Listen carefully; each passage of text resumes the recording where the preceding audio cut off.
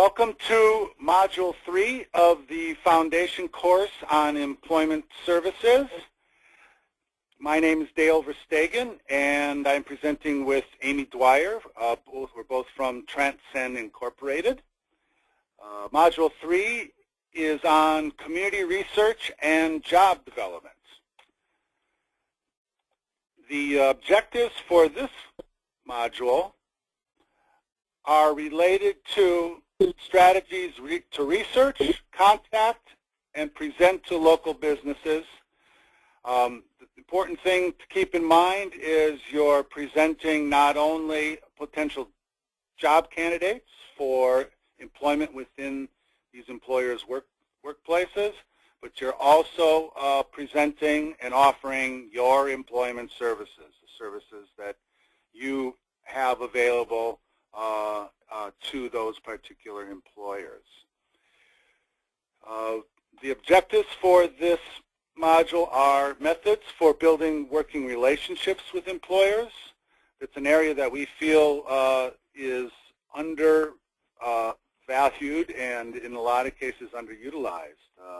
We do a nice job for an employer and then poof, we seem to kind of move on, and in a lot of cases there's a lot more potential for additional placements, additional collaboration with those employers, and we'll talk about that. Ways to determine employer needs, assisting job seekers in preparing to acquire jobs, facilitating the hiring decision process. And I think that one in particular is something that we want you to keep in mind throughout this module. Facilitating the decision-making process for an employer is your primary responsibility when it comes to working with employers. If they were used to accessing and hiring folks with disabilities, they would be doing it. It's the unique training, such as what you're getting here, and the unique resources that we have available to us that puts us in a position to really help that employer understand, you know, what is it that we have to offer in the context of what they do as a business. We will talk about approaches to finding and creating jobs that match the job seeker's skills and preferences, and that's where all the information that we provided during Module 2 really comes into play. Negotiating the terms of a specific job offer, key marketing strategies and messages. Those are ways to position both yourself and the services that you have to offer.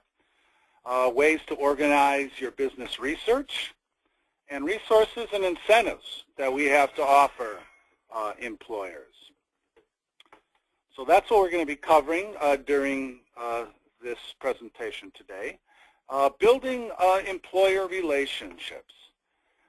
Strategies for that is, first and foremost, can't have a relationship without getting to know them first. So how do we get our foot in the door? How do we create the best opportunity for us to establish a long-term working relationship? The key to that is determining business needs. When we are not coming into a business quick to talk about who we are and who we represent and what we do, but rather come into those business workplaces with the idea that I'm here to learn. I'm here to find out what you do, how you do it, to see if I can help you. That's a much better approach, and we find it to be much more effective, and it leads to the possibility of an ongoing working relationship with that particular employer. Emphasizing the services and the benefits that you have to offer, particularly after you can match them to what it is that's going on within that particular business and their labor needs. And then, of course, promoting those services that we have to offer, and one of the main sources of reliable workers. Those are the things that they need to know. The process, we've talked about it before. There's an employment, there's a process for the entire job search, which is discovery and assessment, researching businesses, job development, negotiating the job, and then providing ongoing supports. Within each of those steps in the job search process, there is also a process. And Amy went through that in Module 2, where we talked about knowledge of the person, knowledge of the world of work, that notion of preparation, and then job development, and then securing the employment process. And we talked about that you had to loop back. Well, once you have those key features and benefits of a particular person, you know where the possible best fits are for that job candidate, the job development process kicks in. And you can see from up on the screen that it consists of an employer contact, the informational interview, presenting to that employer, negotiating what it is that you're going to be doing, either your employment services and or the job that you're proposing for a placement, and then of course the placement itself. Just like in the process for discovery and assessment, this looks linear, but sometimes you have to kind of circle back. You contact an employer, you learn their needs, you go to present, you find out that what you're presenting doesn't meet their needs. Sometimes you have to go back, maybe present a different type of job candidate, present different types of services. And all those come out during the negotiation process that precedes the placement. So key here is to know where you are in the employment process, in this job development process. When you're making an employer contact, that is not the time to ask them a ton of questions. Set up an appropriate time and place to conduct the informational interview. And then when you're doing the informational interview, that is not the time to talk about your services or any potential job candidates. Save that for when you are at that point where you know the business's needs, you know what it is you have to offer, you know that the job candidate is in fact interested in this, that they can work out transportation to get to work. Then and only then should you be presenting a job candidate and the services that you have to offer that would support that job candidate to be successful in the job. Get to know the employers. First step in the job development process. Networking is key. We find that in studies that I've conducted that it's 3 times more effective to network when you're trying to contact employers and use contacts that you have to secure an informational interview than it is to cold call. Sometimes cold calling is necessary, but when you can network, that is the way to go. So we'll be talking more about that. Make sure that when you are contacting employers, you have your eye on who is the decision maker. That's the person that you need to learn what their labor needs are, because that's the person that's going to be making a decision as to whether you have something to offer that addresses those labor needs. Enlist your board of directors as referrals. Talk to your organization's suppliers. Who you do business with are wonderful candidates for taking advantage of the business and the services that you have to offer. So they can make for folks that you might want to network with. Using advisory committees is a great way to make contact with employers and to also better position the services that you have to offer in your community. Requesting a tour of a company is a good precursor when you're trying to establish some rapport. It's kind of a low commitment type of decision that an employer has to make. Want to come by, tour your organization, see what's going on. That can easily lead to an informational interview. A lot of companies are very used to offering and actually encourage and want people from the community to be coming into their businesses to know more about them. Just as we want the business community to know more about our organization and our services, please keep in mind that if approached appropriately, most businesses want the same thing. They want people to know about their company and the products or services that they have to offer. When you're surveying that employer and their labor needs, that is the most effective way to get to know that particular employer. And then when you may not have an immediate job match, offering training is a way to kind of maintain and get to know a relationship with that employer and getting to know them better. And then, of course, participating in community functions, chamber events, any sort of thing that brings potential business people and potential business customers to you is a great use of your time in terms of being involved in those community functions. And you work for a community-based organization, so it's very logical and appropriate that you would be involved in a lot of community activities as part of your networking opportunities. Joining the chamber, obviously it's kind of highlighted on the screen. It's key. If you're not part of the local chamber or you haven't been going, we strongly encourage you to do so. Activity 3.1 is an opportunity for you to network. So what we want you to do is open up that particular activity in the course site, and what you'll see is that it lists 54 different industries.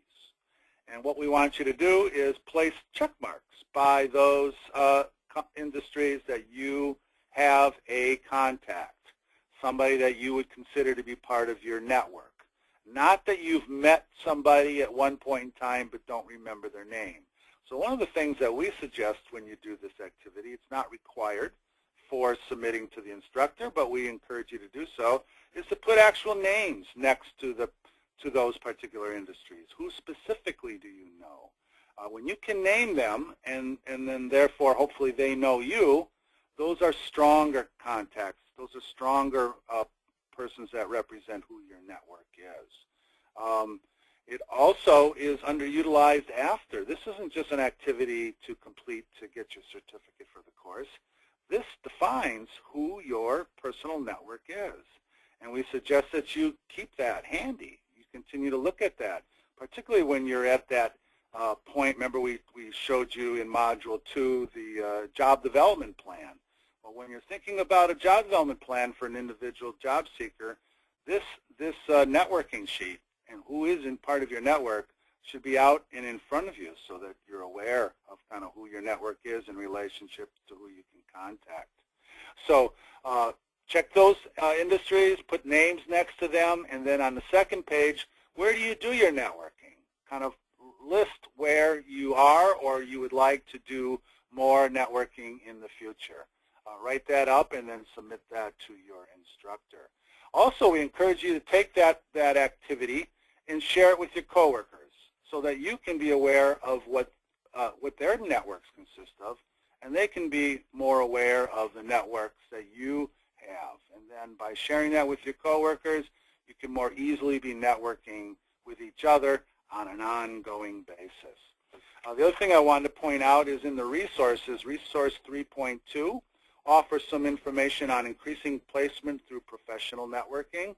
And Resource 3.3 in the resource folder for this module is about the best of effective networking for professional success.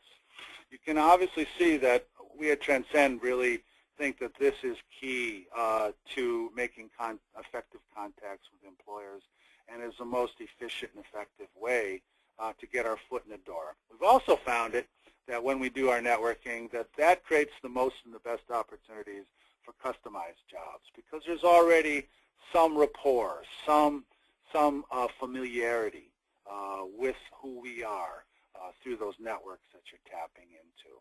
Family and friends are also great sources for networking, and not only your family and friends, but those of the job seekers that you are working with. What do employers want to hear from us? There are three key messages that that really kind of summarizes what they want to hear when we're approaching those employers or when you're networking, for example, at a chamber event. We represent motivated employees who are excited about working. Not everybody that they employ fits that category. Candidates with skill sets that add value to their workplace, and business solutions that improve the company's productivity and workflow. Are those things that you feel you have to offer? And if so, can you be specific about those key points? If so, please incorporate those into your messages when you're networking and contacting employers. With that, I'm going to turn it over to Amy to talk about the informational interview's goal, which is the next step in the job development process. Thanks, Dale. I want to talk a little bit about the informational interview and how that fits into the process. Keep in mind, every time you meet with an employer, it's a sales call. You want to close some sort of deal. But oftentimes the mistake that's made is you want to close too big a deal too early. So in an informational interview, you're just going to learn more about the company. If you go right in and say, hi, I'm so-and-so, and would you like to hire one of my individuals with a disability? Do you have a job for them? What's the most common answer? It's just going to be no. So if you would like to get to the next step, ask for something small. The sales process is just a lot of small steps, and ask for something that's achievable early on. You just want to get in there and learn more about their company. It's too early to ask if they have a job. You don't know anything about the company yet. You don't know if you even have a person that's a good match. So the first step is really just to get in, to find out, do that discovery about that employer and find out what their needs are. So what are some of the reasons that we do an informational interview for this process? It is a great way just to get your foot in the door, to have them recognize you and get inside. There's not a lot of pressure. You didn't say, will you hire somebody? Which is a high-pressure question, particularly when they don't have enough information from you to know whether, somebody would be a good match for them. So it's a low-pressure way. I just want to find out information about you. It's really the start of the working relationship. This is where you can, establish yourself, leave a good impression. When you're there, I think what's nice about being in a business is recognizing what their work culture is, what the environment is. And we talked a lot in Module 2 about how important that environmental match is for an individual, because it's really got to match their personality. That's what you're looking for when you go in. If you just talk to an individual on the phone, you're not going to get a sense of what that work culture is like. And that's a really important part of that effective job matching. You're also looking for, remember, you're sort of an outsider coming in to see how they run their business. And everything there for them is status quo. But as an outsider, you might see them doing something that you think, I have somebody who could probably do this one thing and it would make this flow better. Or if this is an area that is a problem area, I might have a person who's come in and just reduce that problem for them. And that would be a solution, a business solution for them. So, and when you're there, it's really a chance to make a great first impression. And we talked about, what you wear and the language you use. All that is really important during this informational interview. So how do we set up an informational interview? How do you get in there to find out about a business? You can most easily contact people that you know. That's an easy way to go. Or at least contact people that know people you know. Because if you can warm up your cold call in any way, it does make it easier for you. If your neighbor says, oh, yeah, no, my brother-in-law, is head of this company, give my brother-in-law Larry a call.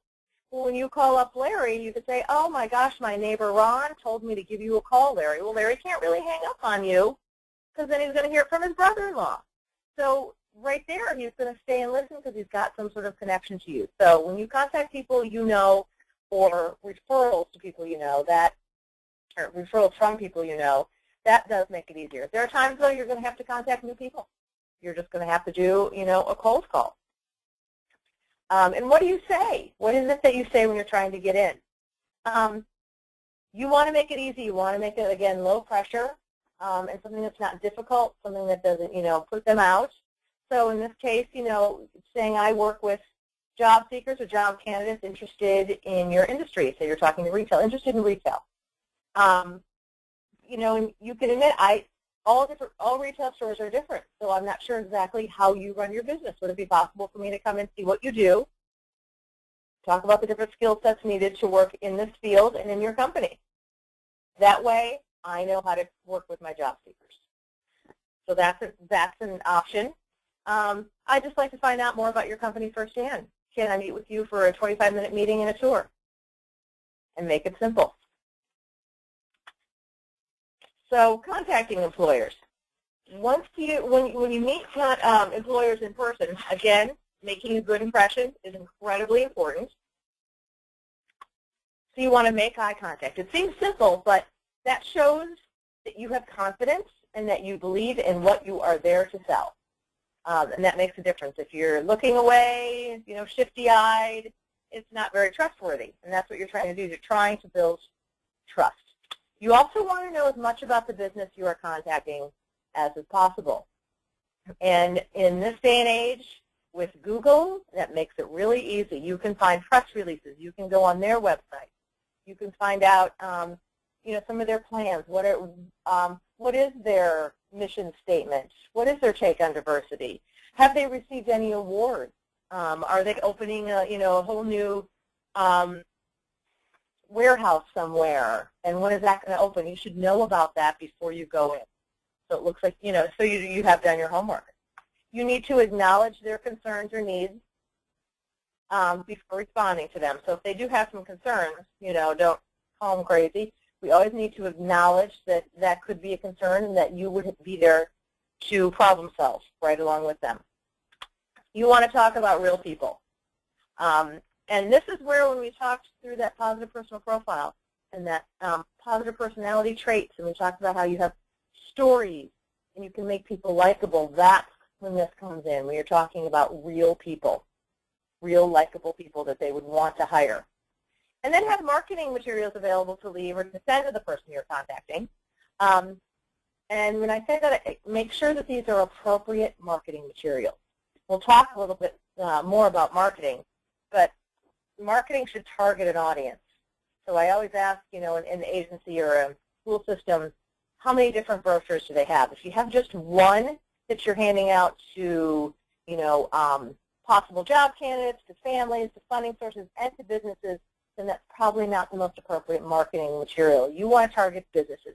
They don't need to know all the other stuff that's going on. They need to know that you work with local businesses to fill their hiring needs, and these are the services you provide to businesses. So keep that in mind when you're thinking about handing out marketing material, because I would always say choose handing out no marketing material over handing out bad marketing material. We don't need to necessarily stress disability and all the human services that we provide. This is a business-to-business negotiation. Job development approaches. What are the different approaches? You're finding you're creating jobs to match a job seeker's skills and preferences.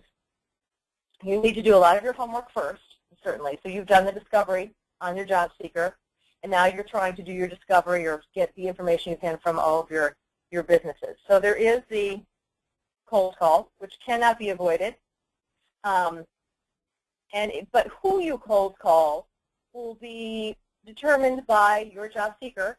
Check those job development plans that will guide you to what industry, and then besides what industry, what geographical location. It really makes you target who you're going to approach.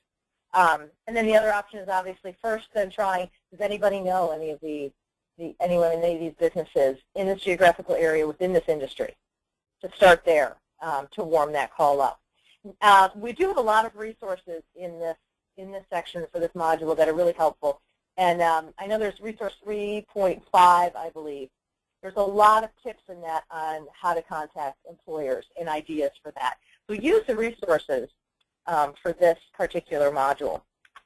For cold calls, you're making direct contacts to businesses where the employment consultant where you have had no prior connection. That's what a cold call is.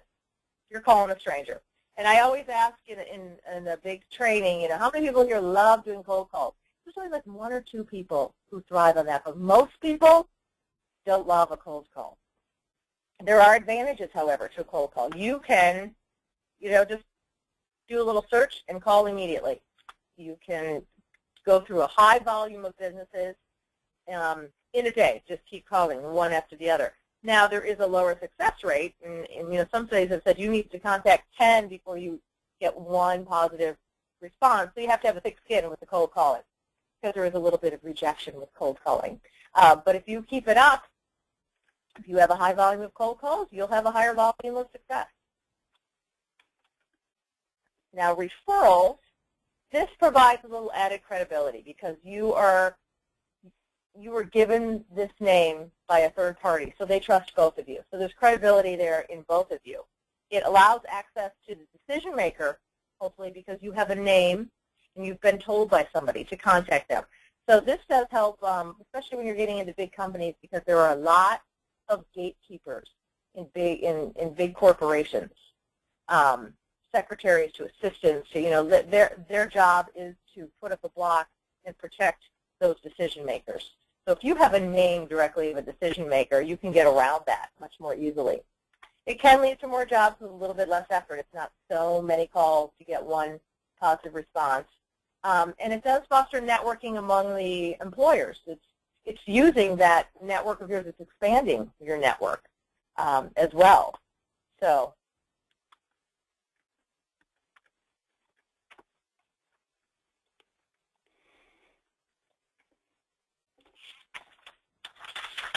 when you are contacting employers,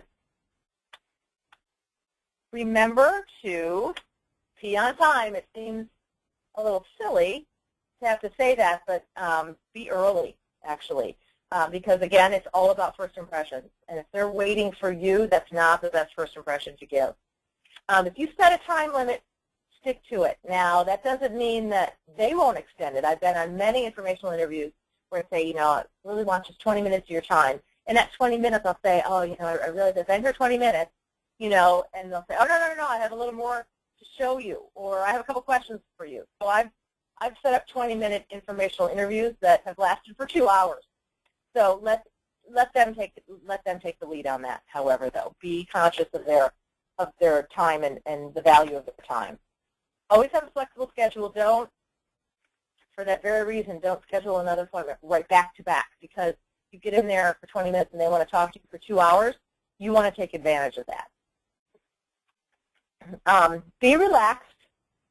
Because that shows confidence and that you believe in what you do, and that you're not stressed or pressed to have, this turn out a certain way. Be relaxed. It gives the right impression. And it's just use natural body language. And we've always said, sort of match the style of the person you are talking to. So if they're pretty, friendly and they have a lot of pictures of family and grandkids and drawings of their grandkids up, ask them about that. Oh, those are so, do you have grandkids who do that for you? And let them talk about that. It'll be a warm conversation. If you go in, however, and you're working with a supervisor and you notice that they just have their, the copy of their degrees and the awards that they won, and there's not a single personal picture anywhere or reference to anything personal, then don't go there. They are all about business, and match that style. Be all about business. So match your body language to who you are talking to. And you need to determine their needs. That's your goal. You're trying to find out what is it that they need, because hopefully I have a job seeker who could fill that need. So it's a really critical step in the process is finding out what they need. So there are some questions that you can ask. You want to know what type of work, the company does, beyond the obvious. A lot of times we have, more types of work than you realize. What products or services do you offer? How many people do you currently employ? Do you have any unfilled openings at this time? Is it seasonal? How often do you have unfilled openings? Just to do a general conversation. Are there any productivity problems? And some of that stuff you don't want to say. Are you having problems? Part of that you might observe during a tour. And also, if you look at Tool 3.5, there's a whole list of questions to ask that are categorized. And I often just honestly take this list with me because it's okay to certainly have a guide when you're going into a business. So that kind of prompts me to ask more appropriate questions. You want to know how many employees, the types of jobs available, where is their turnover, what are the most important qualities in hiring a new worker. Because again, you're trying to match personality and style again. What is your hiring process and who makes the decisions? This is really key because I think it's really important to match the most typical hiring process that they have as best you can with your individual and make accommodations along the way. I think it's harder to ask an employer to do a completely different process. Like, well, in our agency, this is the process we go through to place somebody. You know what? Don't put your placement process onto an employer. Try to match their typical hiring process and provide the accommodations that job seeker or that employer might need along the way to go through what they typically do. Let's not ask them to do something that's completely out of their comfort zone. And who are those people who did it? You should be talking to somebody who would love to hire, you know, your individual, but they can't make that decision. So you need to be able to talk to the decision maker there. And you're looking for any unmet labor needs. There are times when it's hard to handle the workload, you know, because of seasonal issues or certain rushes at certain times of the year. You know, try to get that. There's a whole list of those questions in that tool 3.5. Assignment 3.1. This will be an assignment for you to research some potential employers. When you go to this, if there's a company that you are interested in approaching, or I think it would be useful in Module 2 when you were working with a job seeker, doing the preliminary PPP and then the expanded one and features to benefits, you learn something about, you know, possible places they would want to work. Use this now just to research a company that you think might match for that job seeker. So we're just going to ask you to go on their website, Google them, find press releases, whatever you can find, and answer a couple of questions there about the products and services. Are they involved in the community? There's a lot of, you know, companies who wouldn't realize that, you know, sponsor community events or provide scholarships, all sorts of things. So find out about that. How many people do they employ? And think then, what kind of work might you see that job seeker doing in that organization? And if you can find any positions that are currently available. So record that on assignment 3.1 and turn that into your instructor. There's a whole guide when you click on 3.1. So from here, I'm actually going to pass it on to Dale to talk a little bit about the process of customizing jobs. Thank you, Amy. Other thing I want to just bring up about researching potential employers, a good time to kind of, you're going to do this activity for, again, the course, but a good time to kind of build this into the process of job development is when you are at that job development plan stage, when you're brainstorming. What kind of employers might we want to contact and for what purposes now that we are on the back end of the discovery and assessment process? And so when you're brainstorming those businesses, doing that research online can really kind of help validate, okay, this company does have either the type of jobs or the nature of the work would fit, possibly fit this particular person now that we're trying to think about, okay, which businesses should we be contacting? And again, that research makes it much easier when you are approaching the business because you can reference specific information and you make a good impression. They feel like, okay, this person's done their homework. They've gone online, they've checked us out. So when you do that kind of research, you might want to reference it, build it into some of the questions that you ask that employer. When it comes to customizing jobs, it's a more creative approach. There's been a lot of training on customized and employment, and you might have received some of that. Some of it can be fairly intensive in terms of the processes that we use. We feel that based on this presentation that you're getting in the foundation course, that the process really is the same, whether it's customized or whether it's not customized. The difference is the level of detail of information that you are gathering on behalf of the job seeker in the discovery and assessment process and the level of detail that you're gathering during the informational interview makes for the opportunity to customize specific task lists against specific abilities of a job seeker. And so another way to look at it is customizing a job is about the job matching. And when you have job seekers or on your caseload that you're fairly certain are not going to be able to do all the essential functions of posted job descriptions, this is kind of an indicator for you.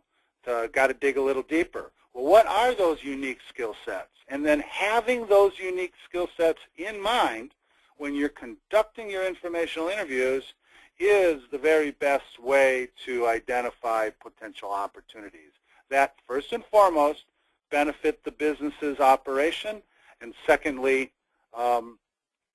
benefit this job seeker because they're uniquely qualified to do that refined task list that you've developed based on your informational interview and some job analysis that you would do at the employer site.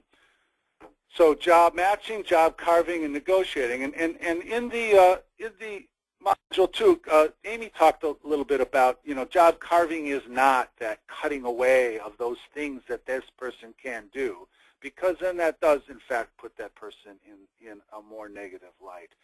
An example where you would actually be job carving, where it's done in a positive way that best applies to a specific employer is there was somebody that we worked with that just had a real strong fascination and interest in police work.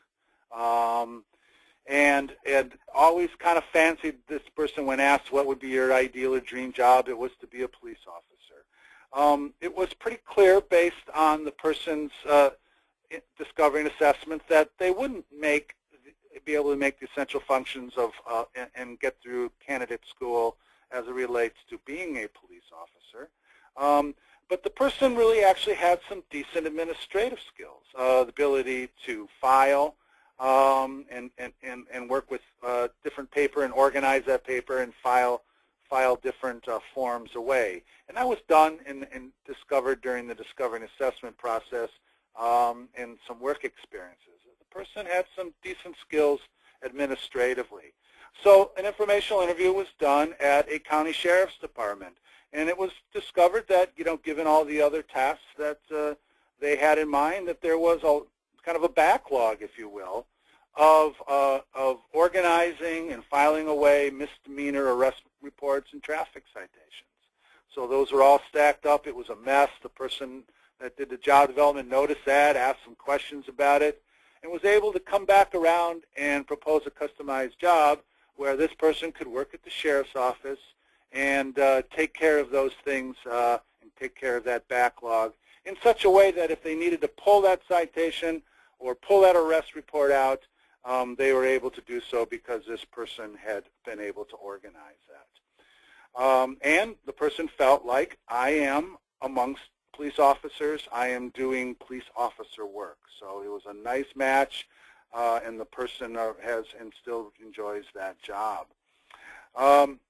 There are some resources related to customized employment. Resource 3.9 is a Department of Labor document that really kind of gives more information about customized employment. And Resource 3.10 provides additional information on a guide for job developers and employment specialists related to job carving. The next activity that we're going to ask you to do is Ross Dress for Less. It's a case study. And so we give you some information that we've gleaned based on an informational interview at this clothing retail business, Ross Dress for Less. And what we want you to do is, based on the information that's provided, come up with some specific needs, identified needs that this particular business has. And what would be the tasks that you would structure for Ross Dress for Less that would have the greatest impact on the employer's bottom line? What sort of tasks could you put in place that would save this company money or help this company generate additional revenue? That's ultimately the bottom line. That is the best motivator to get an employer to consider a customized job. And so we want you to practice with that. Write that up. Write up those tasks that you think would be appropriate. But most importantly, in your write-up, make sure to address how and why you think Ross Dress for Less would, by having somebody employed to do those tasks, how would this benefit Ross Dress for Less's bottom line? And try to be as specific about that as is possible. Also want you, once you kind of practice with Ross Dress for Less, we want you to kind of take that next and probably most important step in terms of all the field-based assignments that you have with this foundation course, and that is get out there and get to know an employer. We want you to conduct an informational interview. We want you to contact and work with your mentor and or your supervisor, and if you have any trouble with that, you could also involve your instructor. But get some help and get some guidance in terms of what employers are out there, who might you be able to contact, and please keep what employers you might be contacting in line with the job seeker that you've done the discovery and assessment process on, so that this informational interview could ultimately be beneficial, if not to that particular job seeker, some other job seeker that's on yours or your colleagues' caseloads. So you're going to need to contact that particular employer using some of the scripts and strategies that Amy went through earlier.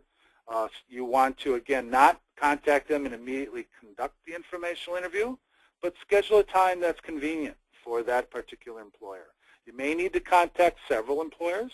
That's where working with that job development plan for that job seeker is helpful, because you can brainstorm a number of different possible employers in your community that might be a good match for that job seeker. And so you would have several options in terms of who you contact and who you're able to secure an informational interview with. And again, network, if at all possible, to schedule that informational interview. Once you have that informational interview scheduled, again, Tool 3.5 gives you a master list of questions. As Amy said, she brings it with her to the informational interview. You might want to look that over, maybe highlight some key points. We also recommend that there's a form that you'll be able to download from the assignment that gives you a place to put the information. And it's very important that when you're conducting this informational interview that you're taking good notes. It's a challenge. You've got to kind of take good notes, but at the same time you've got to actively be listening to that employer. And at the same time you have to be ready with your next question so that that interview has a certain flow to it and you make the best use of that employer's time. So enjoy that experience, that process. Use those tools to help support you in doing so. There's also a job analysis form. You may need to come back a second time if you're worried about taking up too much of the employer's time, or if you're targeting a specific area of the company or certain tasks or jobs that you have in mind or where they might have openings. You could also excuse yourself in terms of working with that particular decision maker and just say, could I spend a few minutes observing this particular area of the company? I want to get some additional information to be sure I have a good job match with some of the job candidates that are on my caseload. And so you could just kind of do that independently. But write up your informational interview, questions that you ask and the responses that you got as best you can. Complete that job analysis, and then the most important part of this field-based assignment is the summary page on the last page of this assignment document. We want to know what your thoughts are. How did it go? How did it feel? Did it go well? How could it have gone better? What information that you obtained do you think is most relevant and beneficial in terms of potential job candidates that you have? What services might you be able to offer based on the questions you asked and the labor needs that the employer may have? So write all that up and, of course, submit that to your instructor. The job seeker does need to be involved in the job search process. So what's important there is that for us it always comes back to the positive personal profile. What's in it? What are their goals? What are their interests? What work experiences might be the best fit for that person? what research have you done based on that job development plan? What sort of companies are involved? And then these are all things that you should be covering and getting feedback with the job seeker that you're working with. And what are the working relationships that you have? What do they think about, the job seeker think about some of those local employers that you have as part of your network? What relationships might that job seeker and that job seeker's family have in the community that you might also want to consider? So again, engage the job seeker, ideally engage the job seeker's family when appropriate, because they also could represent some really good network and business leads that you could follow up on. In preparing a job seeker, these are all things to consider pre-hire. Is what does their resume look like? What sort of things must they keep in mind in terms of applying for jobs? What sort of interviewing skills might the job seeker need to have when conducting the interview? What is the workplace appearance? What sort of, Amy talked about, dress to the kind of environment that you're kind of involved in when you're working with a specific types of employers. That's going to look very different if it's an auto body shop than if it's a lawyer's office. Disclosure. Have you covered a disclosure plan? What is it that you are and are not going to say as it relates to disability for that job seeker? And are those the same things that the job seeker is aware of in terms of a disclosure plan? And benefits. Again, sometimes our best efforts are confounded when we don't really address this issue of how a job is going to affect their benefits. And so we want to be sure that it's full steam ahead, both for the job seeker and those family or guardians, in terms of if this person's employed, they are aware of how this would affect their benefits, or more importantly, that they're aware that working is something they can do as long as they manage their benefits, and they'll always be better off working monetarily than they are if they just sit home and collect Social Security. There are two types of resumes that we suggest you use when helping this person develop a resume that you're planning to use as part of the job search process: an experience-based resume and a functional skills resume. The functional skills resume is needed and best used when they don't have a lot of experience.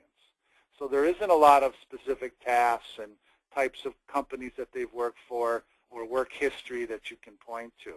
So it does the next best thing. It focuses on what areas are they skilled in, what areas do they have a strong aptitude in, what areas have they already demonstrated an ability to kind of perform the needed tasks. And that information comes very handy not only in identifying businesses to approach for informational interviews, but then what to highlight in those resumes as it relates to approaching that particular business. Again, there's some resources that you can tap into. Resource 3.11 is the essential elements of an effective job search. Again, information that you could print out and share with job seekers and job seekers' family. Resource 3.12 is the job search process, and then a tool that we've referenced before, 3.2, is the job development plan. When it comes to resources related to resumes, 3.13 is a resume and cover letter tips, 3.14 is a resume workbook, and 3.15 is knowing what's around you. In some cases, additional social and human services are needed, so we give you a tool that you can use to kind of make sure you can identify those resources that also might need to come into play. One quick example is certain communities have Dress for Success programs where they offer business type attire for folks that need that, and you could have somebody go there and get, if they don't have the money to do it themselves, get a good suit or nice clothes that can be used during a job interview. Application tips. Most folks and most programs have a lot of information on applying and resumes and interviewing strategies. So I'm going to go over this quickly, But just know that these are some of the key points related to applying for jobs. And we give you a lot of good resources. Resource 3.16 gives, in 17, give you some sample functional resumes if you like the idea of using something like that. Tool 3.1 is a functional resume template. So again, lots of good resources are out there. I'm not going to read all of these things. They're up on the screen. I'll let you do that. But these are some really effective tips when it comes to applying. The quality of the application and how things are spelled and how things are printed out on the application is a direct reflection of that job candidate. So it's important that you provide the right support so that those applications look professional and convey the information that's most important for this person to be considered for specific types of jobs. Using what we call a general application template is also a great idea so that all that information can be gathered ahead of time. So when you're filling it out for specific types of jobs, you already have a lot of that information in place. Interviewing strategy, same things. We think most programs do have a lot of good information. Plenty of this type of information online as well. In your resource folder, 3.18 gives you interviewing strategies, which highlight these key points. And it's important to discuss these strategies with the job seekers. The key point I want to emphasize when it comes to interviewing is you can do a lot of these things through job clubs and work readiness types of workshops in terms of applying and resume development and interviewing strategies. But we find that doing that in the abstract, not in conjunction with a very specific interview, is helpful. It might help them with their confidence in terms of conducting those interviews. But the very best way to prepare people for interviews is the job development process itself. It's that information that you gather during the informational interview that is inside information. So one of the key questions you always want to be sure to ask is, what is the interviewing process?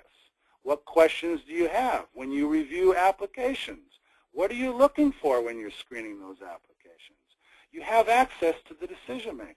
So getting the very specific information about their application screening, what kind of questions they ask during the interview process, what kind of answers are they looking for when people give them answers to the interviewing questions that they ask, allows you to most effectively prepare somebody.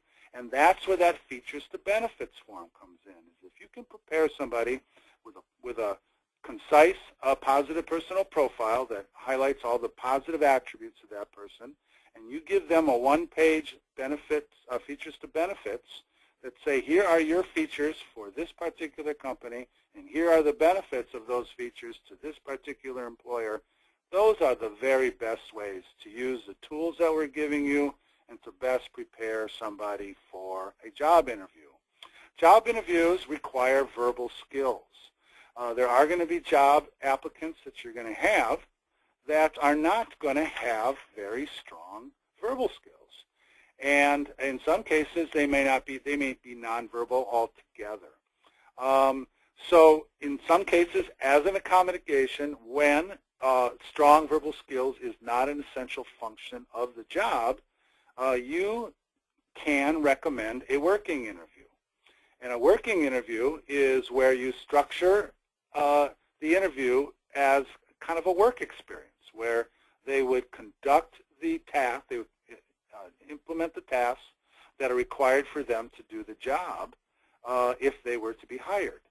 The key part of structuring a working interview is to make sure that you're using certain guidelines in terms of minimum performance standards. So what denotes a positive working interview from an interview that might cause the employer to not follow through and hire a person once they conduct the working interview. So you want to negotiate that or discuss that in advance so that those minimum standards are set. Not what would be the maximum, the best performance look like, but for any new employee, what is a minimum standard that they would like to look for? Working interviews are also an effective strategy when a job candidate's English is their second language. So if they can't communicate those key features and the benefits of those features as to how and why they would be a good job candidate for working at that employer site, working interviews can somehow, in a lot of cases, can demonstrate it. A quick example of that is Alan's story. Alan, through some work experiences, had demonstrated that his preference was to work with highly automated, high-volume kitchens where at the dishwasher position. So he was a person that wasn't verbal, but really liked that movement of loading the dishwasher, running the dishes through that, and then putting those dishes away. He liked to stay active. It was a process that he enjoyed. It was a process that he was very good at. We knew he would not succeed in a verbal interview to secure that position, so we requested a working interview. It was established ahead of time as to what volume of dishes would be appropriate over what period of time. We structured the working interview so there was that approximate amount of dishes available towards the end of the lunch shift when we were going to conduct that working interview. Alan came in, saw the dishwasher, basically knew what to do, went right at it, did a nice job. They saw that he did a nice job, and in fact, they hired him on the spot. Alan remains employed in that same position. It's been over 3 years and has had a number of salary increases and company recognition. I think it's safe to say if he would have just sat down and had to do a verbal interview, he may not have had the opportunity to have that position, and that employer would not have had the opportunity to have Alan do such a good job for them. Facilitating the hiring decision process. As I mentioned at the start of this particular module, that's the most important role that you play. And you need to do so by having really good, solid information about the job seeker and the employer needs. So you present the employer proposal. You set up a follow-up appointment if that presentation of the employer proposal goes well, with a job interview for that particular job candidate, so that they get to meet them. And again, I talked earlier about how to best prepare that person for the interview based on your informational interview, then negotiate the hire based on hopefully a positive outcome from that job interview that the candidate is involved in. We think that there's a specific process that we recommend you go through in putting the proposal together. When you meet with that employer, you recap your last meeting, which would have been the informational interview. You give them a summary of what it is that you felt you learned about that employer's needs and the potential benefits to that particular employer if somebody was hired to meet those labor needs. You talk about the targeted job and the essential functions or the tasks that need to be done. And this proposal is the same whether it's a standard job or a customized type of job. You then talk about the applicant's skills and abilities in relationship to the requirements of the job, in relationship to the employer's needs. So you can see that it kind of builds on itself. And this, and only talking about the job candidate at this point in the presentation of your employer proposal, puts that job candidate in the best possible light. Why? Because it's in relationship to what the job that needs to be done, and it's in relationship to the employer's needs. Then a very important point, but only at this point in the process, and definitely not at the informational, at the contact or informational interview stage, is when you talk about the services that you have to offer. How and why what you would do would help ensure a more successful job placement. And we'll talk a little bit more about the different types of services that you may have to offer. One of the assignment activities that we're going to actually have you do is develop a features and benefits for the kinds of services and the benefits of those services to an employer. But you would put that information into the proposal at this point. So that this is kind of the icing on the cake. you get this job candidate plus you get my services as the employment specialist. The close is also important. You give a lot of good information, hopefully compelling for them to consider the job candidate.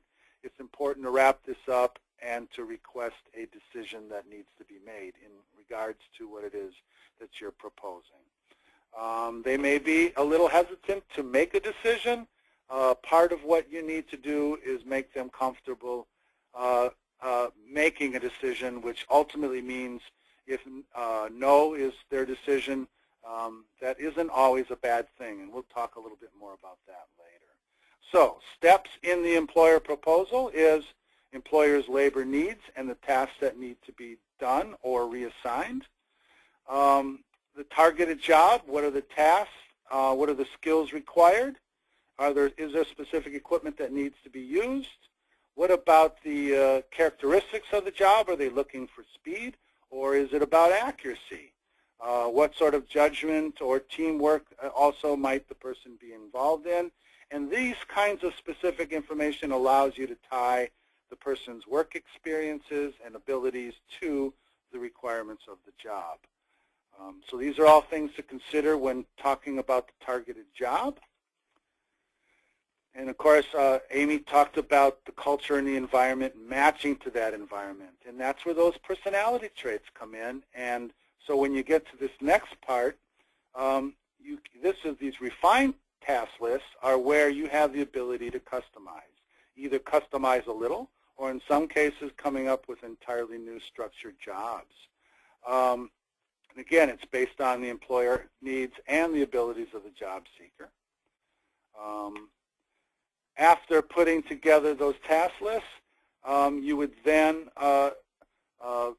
look at the specific job candidate. Activity 3.3, and the reason we insert this activity at this point in the development of the task lists is that's what we want you to practice on. So we give you a case study. It's called Forecast. And again, you read, this is based on an informational interview that we conducted. And what we want you to do is structure basically 3 customized job descriptions based on what you learned about that employer's labor needs. And again, with each of these job descriptions, when you write this up and submit it to your instructor, emphasize how this is going to positively affect Forecast's bottom line. How might this save them money? How might them help them generate money?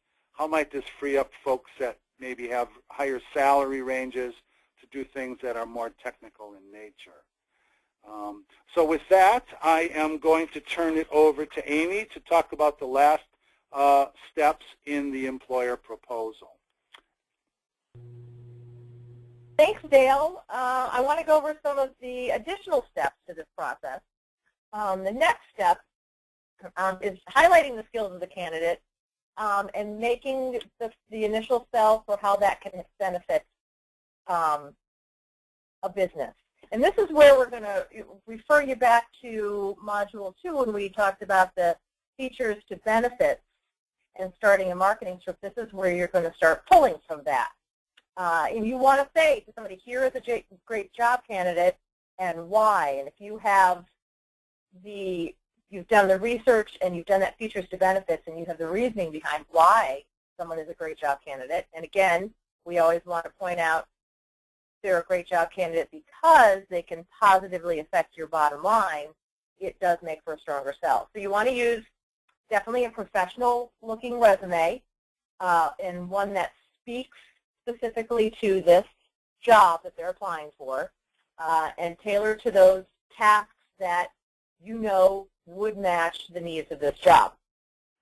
You want to focus, again, the conversation on the job seeker's skills, you know, what they can do to support their bottom line, and use that features to benefits. And in a written proposal even, you can list off the features and specifically say why it benefits. Bullet points or even a small chart. I've certainly done that to highlight and see in writing specifically what this job candidate can do for this manager. The next step is really focusing on those benefits. that if this individual, if this manager hires your job candidate, these are some of the things that they can offer that will positively affect your bottom line. So when we talked a little bit about picking up details, you know, detail-oriented, very organized, make sure you're very specific. The more specific you are about how these tasks that this individual can do can benefit that company, and use that company's language. You know, use what they described. Every business calls their associates different things. Everybody refers to, you know, their stocking. Even in retail, some of them call them sizing nibs, and those are the little colored size things that clip around hangers to let you know what size the stuff is. Others use sizing tags. You know, whatever it is, use the language that they use, that you've taken notes on those informational interviews, so that you appear competent, you appear that you understand their business, and that if this individual can do those specific tasks that manager needs for them. And the next step is you need to discuss your role. What is your role? Why are you even here? You know, how are you going to support the job candidate? How are you going to support the business? How are you going to support that manager? And you need to be able to explain what those employment services are and how they benefit the business. And this is a features to benefits on yourself. And in Tool 3.16, it talks about how you can break down the things that you and your agency have to offer and how that can benefit businesses, because you need to sell yourself. A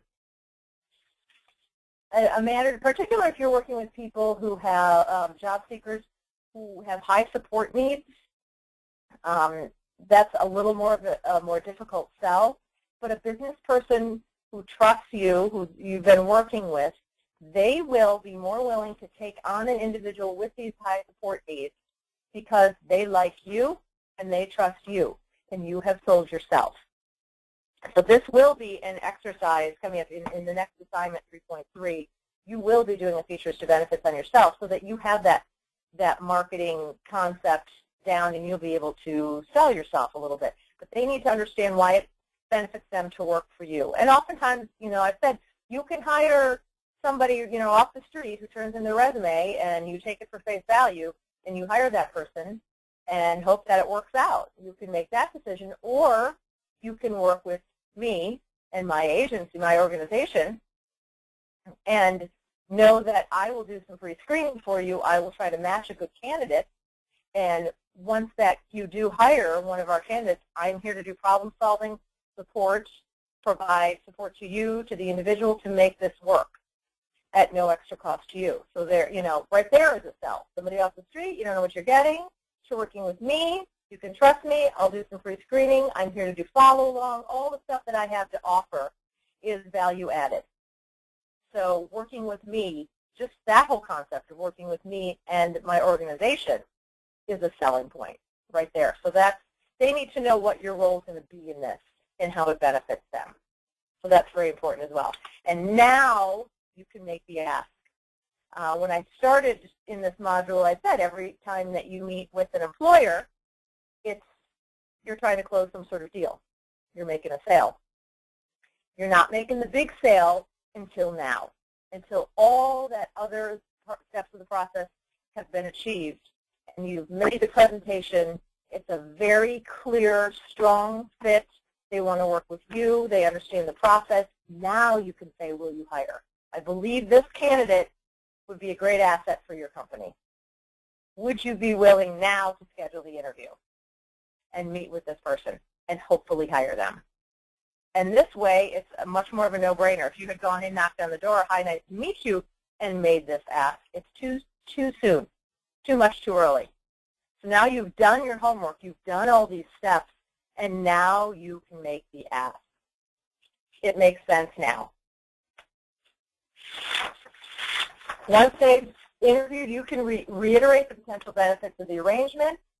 You can talk about the money that it'll save, how there'll be more customers coming in. It'll be easier for customers to get through the store, whatever it is this person is doing. Make sure that that's very clear to them, and then you can start negotiations for the final hire. The negotiations can begin when the job developer recognizes that there is a value and that their applicant can provide to a business. And once you see that as an employment specialist, it's really an easy selling job for you, because I've heard from a lot of job developers and employment specialists, oh, I'm just not a salesperson. It's hard for me to sell. It doesn't feel natural. Well, if you're trying to sell something you don't believe in, or you don't have all the information, you're not sure, that is a hard sell. So if you've done all these steps and you can see how your candidate absolutely can benefit this business, then it's very natural. That is all organic. The selling that you do right there comes across with confidence, because it is. You've done the work and you are making a good match. So I think that that's really important for job developers and employment specialists as well, to go through this process and make it easier for them to close the deal. Now, you do have to be aware there's going to be, along the way, there's going to be some, employer concerns, and they always have to be acknowledged, and you need to have some answers for them. There's some common ones. If I hire this person, will my liability insurance increase? And that's one that comes up a lot, and I think oftentimes it's people who don't quite understand how liability works. It's based on past history of incidents, not on the makeup of the people that you hire. And there are a lot of studies that show actually that people with disabilities have lower incidence of accidents or injuries on the job. So just making sure that you have some solid answers if this is going to come up. Will hiring this person cost me money? And this is one of those questions that you say, what does it cost you to hire, anybody? It's going to be the same kinds of costs. If there's some additional supports that are needed that we help to provide, we don't charge you any additional money. If you want to be honest, it might take a little longer to train this person. So if someone is in training a little bit longer, there might be a few more costs associated with that. But hopefully, ultimately, you have hired somebody who's going to make up for that in the benefits to your bottom line. Am I liable if something happens to the employment specialist or he or she is in my business? And that's something where you have to explain the whole insurance and liability issue for having you there. There's often that confusion for who covers the job coach, and explaining that you're covered by your own agency when you are there. And if you're just walking into, if it's a place of business, like a retail business where customers come in, you're covered the same way a customer is when if they come in through the door and slip and fall, or something like that. But that you are also covered by your own organization. Make sure you understand what your coverage and your insurance policies are, because these kinds of questions certainly can come up. And then, will I be sued if I have to fire this person? And again, this is where we want to emphasize, we want businesses to follow all of their typical processes. So if they have gone through the typical process where this employee, was written up, if their process is they're written up, given a verbal warning once, written up 2 more times, and in the 3rd time of the firing, if they have followed that process, there's no reason why anybody would be sued. We want to encourage them to follow their typical processes, their typical human resources processes when hiring any of our individuals. So there are a lot of, general concerns you're going to hear, and you need to acknowledge all of them. And if they put up any sort of roadblock, if you have ideas, just come up with, what if we try this instead? And keep offering potential solutions and ways that you can help to see if you can get past those. There's an activity 3.4 that has you address some of these employer concerns. So, how would you respond? And there's a list of pretty common, concerns that we've heard from employers. and then you just take the time to respond with what kind of things could you say to, address those issues and make an employer feel a little less concerned. So go ahead and fill that out. For some of the ones we covered here, what if I want to change the employee's job duties? How do you respond to that? And give your answers, and it'll be a good way of having yourself prepared if some of those things were to come up while you were talking. Because there's nothing worse than throwing out a concern and having going, oh no, I don't know. I have no idea. That's not showing a lot of confidence. So you want to at least have some potential ideas or responses in your head, certainly.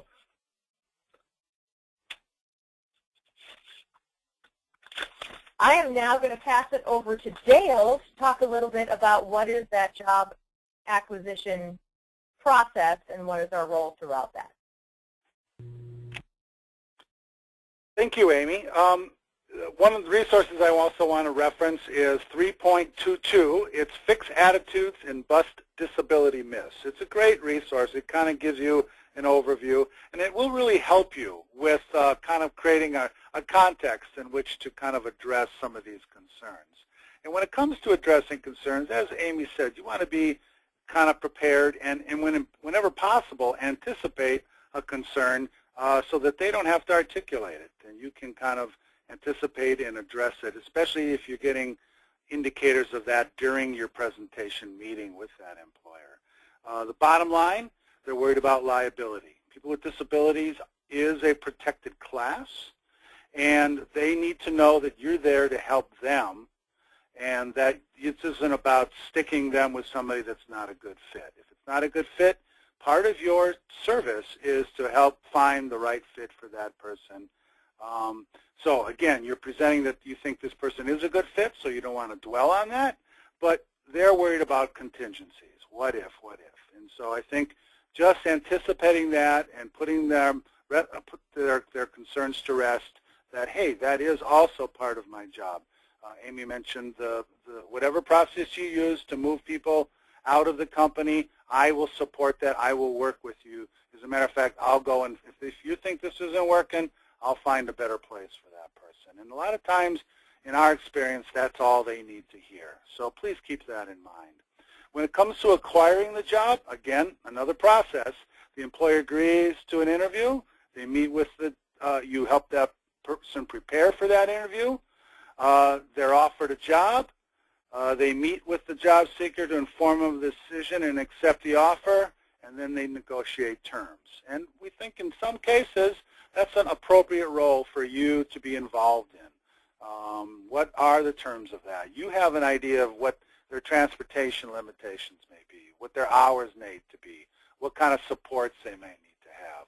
So either playing that role by counseling the job candidate and or being directly involved in negotiating the terms with the employer are both appropriate, depending on the abilities of that job candidate to negotiate for themselves.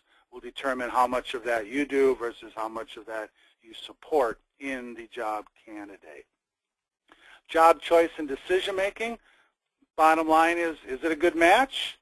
Are the right supports available? Will the hours work? What about transportation? You always have to anticipate and address transportation on the front end. You don't want to get into this situation where the employer commits and then you're scrambling trying to figure out if and how can we get this person to the job on a regular basis. Again, will you need to do this, or is this something that the job candidate can do?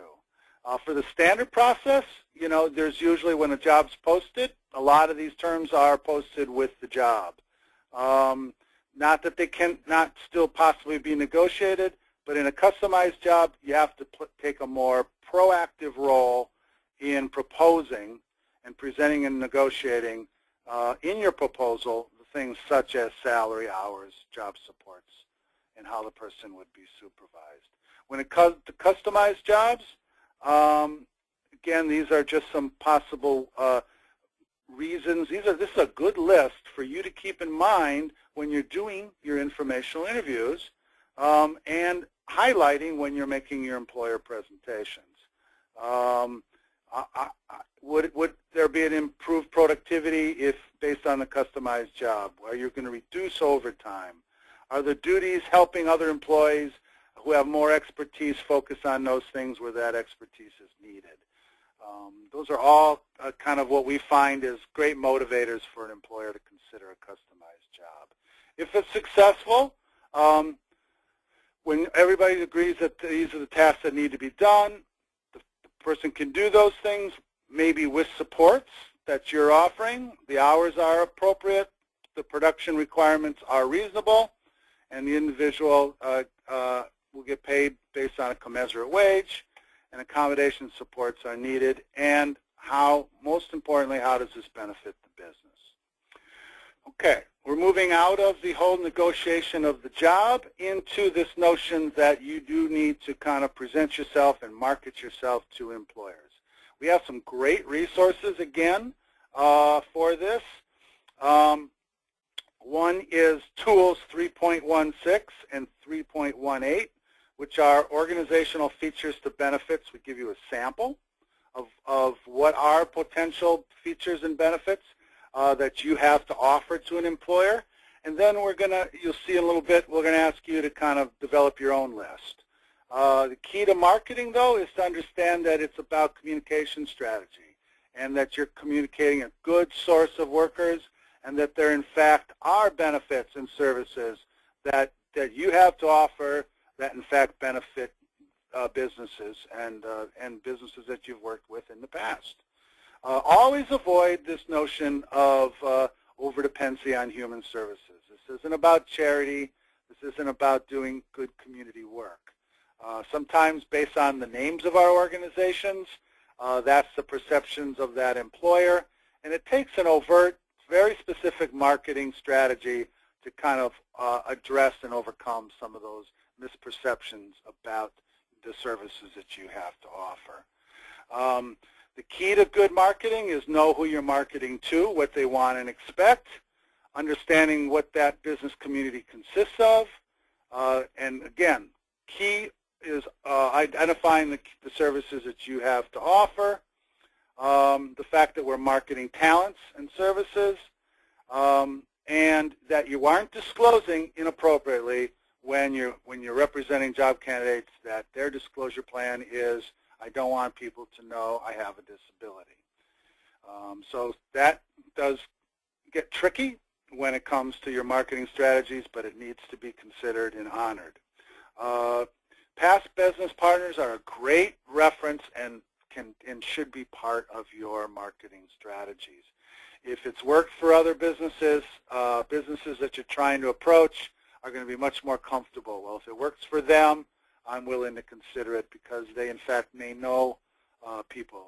Business community does a lot of networking, so you'd be surprised who knows who. Assignment 3.3 is what I just referenced earlier, is that you would look at those samples and you would define the employment services and the features and the benefits of those services that you have to offer employers. It's kind of like a master list. By going through this activity or this assignment and submitting it, you then have kind of a master document that you can then pull from when putting your employer proposals together. At that step, I think it was 5 or 6, where it's towards the end of the proposal, and you want to say, okay, here are the services and the benefits of those services. And again, not all services are going to be beneficial to all employers.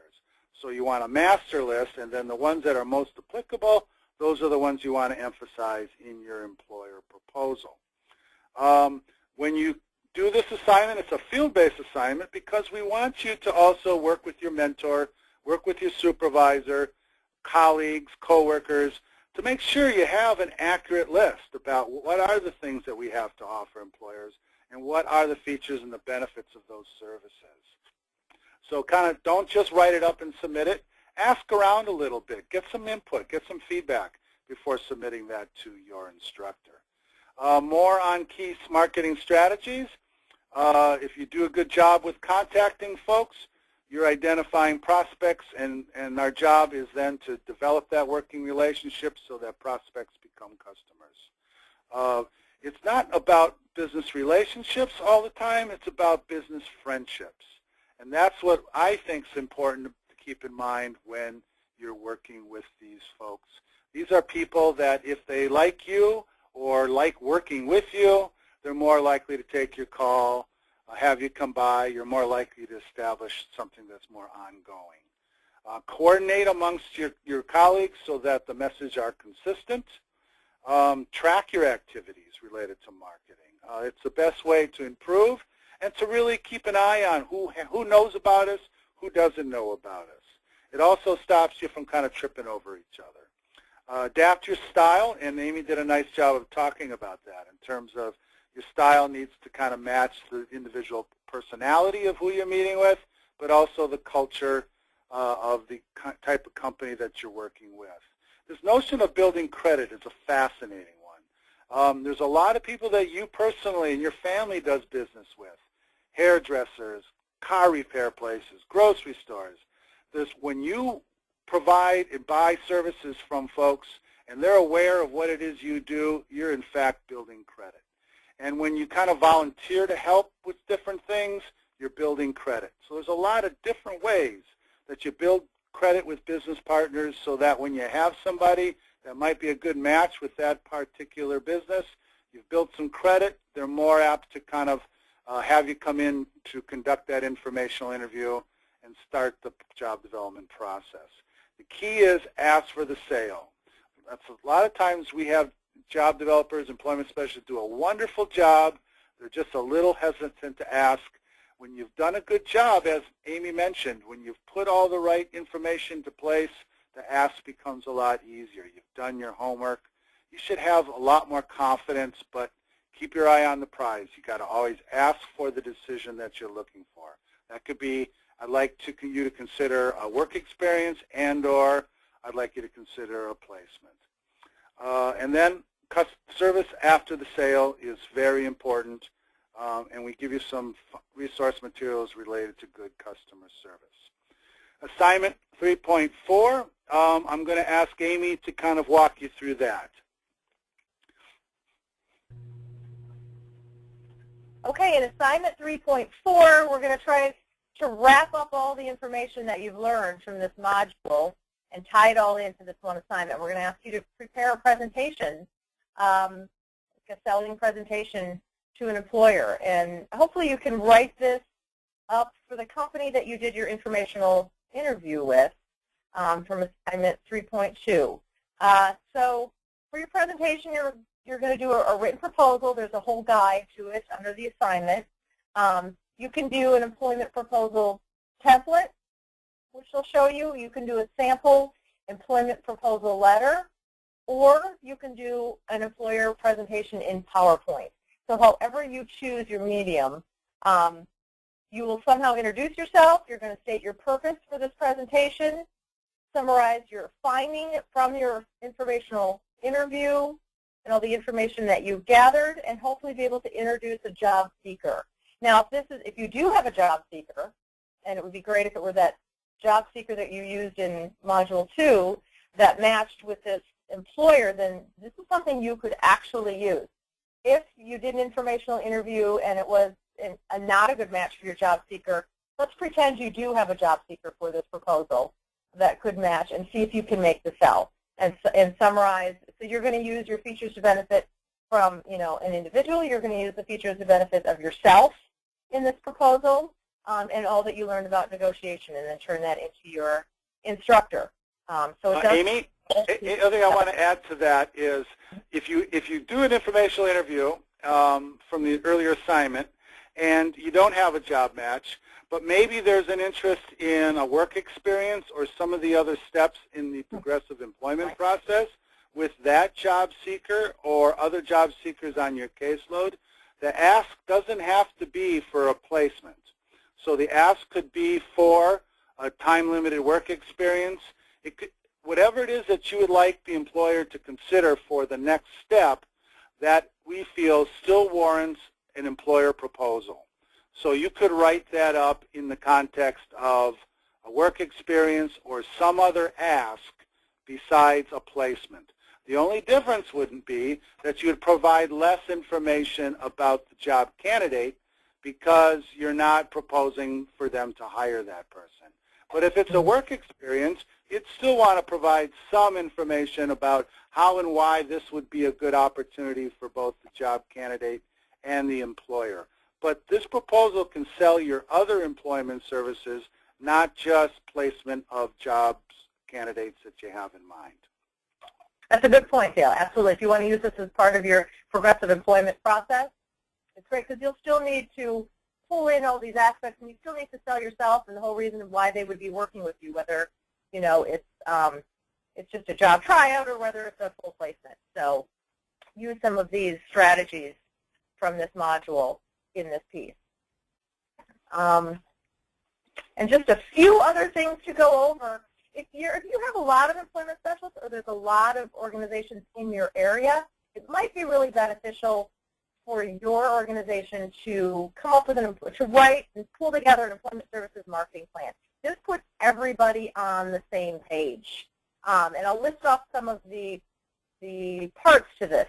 You would have your organizational mission, so everybody is aware of and speaking from the same mission. The capabilities and preferences of your job seekers. What type of job seekers do you have and what are they looking for? The employment services to be marketed. Again, that's that features to benefits of you and your agency to an employer, knowing what it is that you're selling about yourself. Targeting your market audience and their needs, so identifying your audiences and what their needs are. Targeting some of these audiences, and are their needs being met by other employment services in your area? How are other people meeting their needs, and how are you different from them? The desired actions, what do you want from these audiences? What are the tailored messages to these audiences? What are the communication tools available for each audience, the best way to reach each of those audiences? And what can you use within your existing resources? You may not have the ability to do, massive media campaigns around the city, but what would work with what currently exists? And are you evaluating this? How are you measuring your success? And this is just key so that everybody knows what's going on and is on the same page, and that the message that is being sent to all of your audiences is the same. There's nothing worse than an employer having more than one person, staff person from the same organization come and talk to them and say totally different things. And that happens a lot. And then an employer says, do they know what's going on over there? I thought you guys worked for the same company. I'm confused. So this helps to keep everything, everyone on that same page. It also helps if you organize all of your marketing, and if you go out and talk to employers, that's recorded somewhere so somebody doesn't go out to the same employer and say the exact same thing again, not realizing a colleague has already been there, that kind of stuff. So making sure you have brochures, as I talked about earlier, that are appropriate and targeted to your market, that you have business cards with appropriate titles on it that doesn't necessarily scream disability from the beginning, to give yourself a chance to sell yourself. Fact sheets to say all the same things. If you have videos, any sort of media advertisements, make sure that the message that's going out is the same. So you're going to use brochures to present in conjunction with your face-to-face contact, so you have written backup to what you were saying. And to help introduce your message, business cards are just a tool to communicate with business people that is well known and is a standard business practice that you want to be. We're doing business-to-business negotiation. Fact sheets will reinforce, all these things will reinforce the message that you're sending. A lot of the videos and media advertisements will certainly get attention, and you want to control the attention that your agency, that your organization gets. So control the message and you'll control the attention. And as a reminder, to people, true big companies that do marketing, they're focusing on that top of mind, which means when you think of something, a concept, then your company comes to mind. So when you say fast food, people think of McDonald's, or people think of Wendy's. McDonald's and Wendy's pay a lot of money, that pops into your head, truck, I want to buy a truck. You know, Chevy pays a lot, so that you think big truck is a Chevy, you know, that kind of thing. So that's what you want to do, so that people are aware of you and they have a positive perception of you out in the community. And you need to take control of that.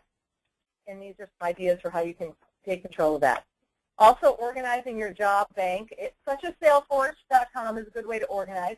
You may have your own internal systems, but just so that when you go out and talk to a business person, what information you got is stored somewhere so that everybody can see the same information.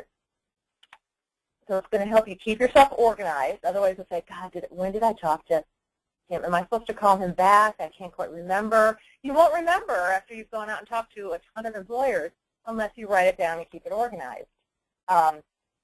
It'll provide information to build a working relationship, something you talked about that you want to bring up again, or as simple as, oh my gosh, his grandchild was born. That's the first thing I'm going to bring up when I open, because, that'll give them the warm fuzzies and they'll want to talk to me about that, and I'm building a relationship. So simple things like that as well. It'll update the employer's business needs as they develop. If something comes up, you want to stay informed. So these are just ideas of entries in that, the information on the person, the details about the company, and then any communication that you had with that person you want to record so you can remember what the next step is and that you're one step ahead of that employer always. It just shows confidence. Employer resources and hiring incentives. There are several resources and several incentives listed here. There's a resource, 3.27, that lists all the websites that talk about these various resources or some of these, incentives that you might help employers tap into. So I'd recommend going to that resource and really looking at how they work. They change a lot as well. So the websites will update you. So in summary, what we're working on here, all of these styles of negotiation and these little tips are to develop partnerships. They're very important. You have to be active. You have to follow up. You're developing these as relationships. So it's really important that employers feel comfortable with you so they can bring up concerns and that you can dispel them. Each step in the process has a different goal. You're always trying to close a deal, but there's a different type of deal that you're trying to close. You want to get to know as much as possible about the employer's operation, from research, online to being there and seeing it. You want to match all that good information about their employer needs with the abilities and interests of all your job candidates that you've done that discovery about, that positive personal profile. You have those task lists of what they can do and those features to benefits sheets, and really use those. You want to emphasize the benefits of you and your employment services. And you want to do all this in a written proposal ultimately. That's what you can practice with that assignment 3.4. And then keeping track of all your employer contacts and appointments so you can follow up. Because sometimes you'll meet with an employer and there is no sale right now, but you want to follow up in 2-3 months and keep track of them. By organizing yourself, you'll be able to do that much more easily. And then we ask you, as in the other 2 modules, to take the quiz. Take it soon after you review this information. Take it a couple times if you want and turn that in to your instructor. And again, in order to fully complete this module, you have to complete all the activities and the assignments, this quiz, as well as the discussion boards. So we thank you again for listening to Module 3. And we will talk to you again in Module 4. Thank you.